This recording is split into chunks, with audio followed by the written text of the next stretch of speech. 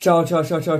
Laipni lūgt mūsu podkāstā. Es esmu Kristaps, un viņš ir. Es esmu Knuts, un šis ir mūsu jau 4. YouTube video par futbolu.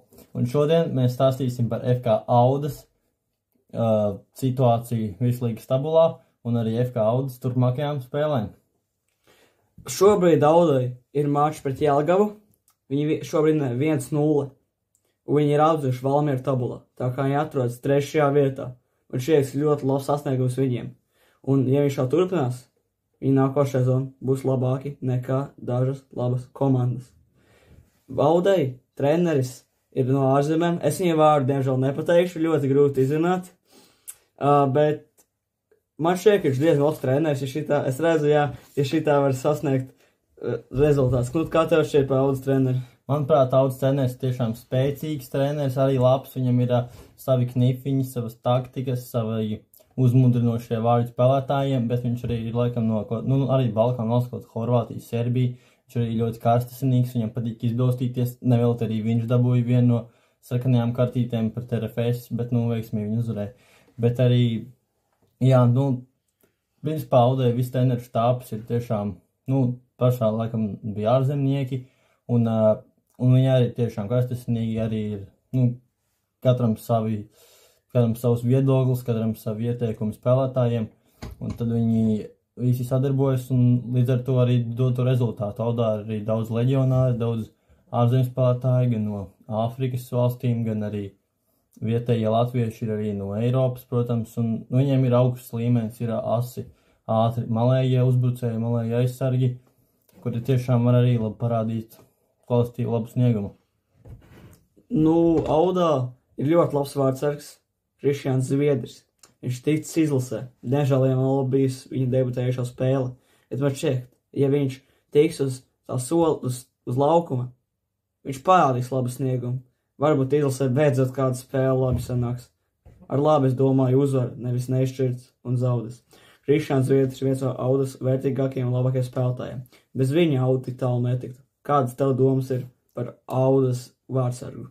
Jā, Auda ir arī spēcīga vārdsargu līnija, viņiem ir arī labs otrais vārdsargs, Raivos Tūriņš, viņš arī ir savu bērnību Audas Ogres akadēmijā, trenējies Ogres komandā, viņam ir bijuši labi treneri, šobrīd, pirms tam viņš bija Jelgavā, tagad Audā sākumā viņš sevi izdevās tam labi pierādīt, bet tad uz Audu atnāca Zviedris viņu izkonkurēja, bet, tam savu iemeslu Zviedris tomēr pieredzējušāks, vecāks, ar lielāku pieredzi, viņiem arī ir savas kvalitātes, bet arī aiz viņai labi vārdsargi, tā kā principā Audai viss sastāvs tiešām kvalitatīvs.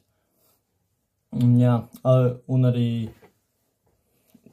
principā viņiem ir tiešām, viss sastāvs ir sabalansēts, bet sezonas sākums viņiem tiešām bija ļoti nepatīkams, viņiem bija arī daudz zaudējumu apakšējā gala komandām, tas viņiem nebija diezko uzmundrinoši, neizraisīja nekādas pozitīvas emocijas, bet tagad, viņi ir saņēmušies un mēģina arvien vairāk tikt tabulas galgalī.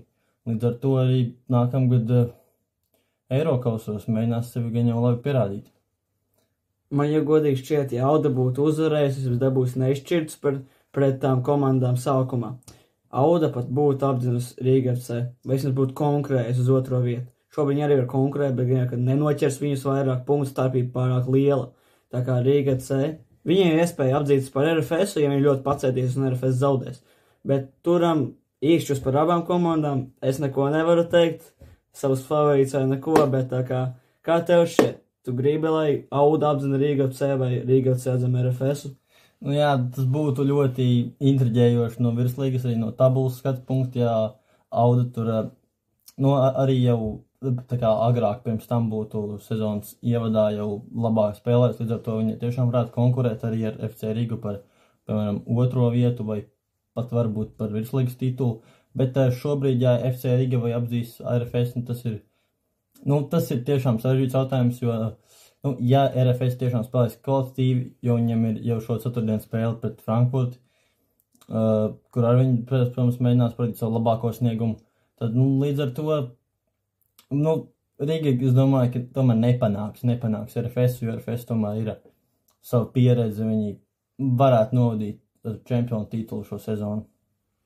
Par Audas stadionu. Audas stadions ir diezgan labs. Viņi var salīdzināt ar Valmieru stadionu, ar LNK sporta parku un ar Skondo stadionu. Es man tā pašķiet, ka viņu stadions nav pietiekami labs, lai salīdzinātu ar lielajiem. Tāpēc, ka viņš ir viens no Latvijas labākajiem.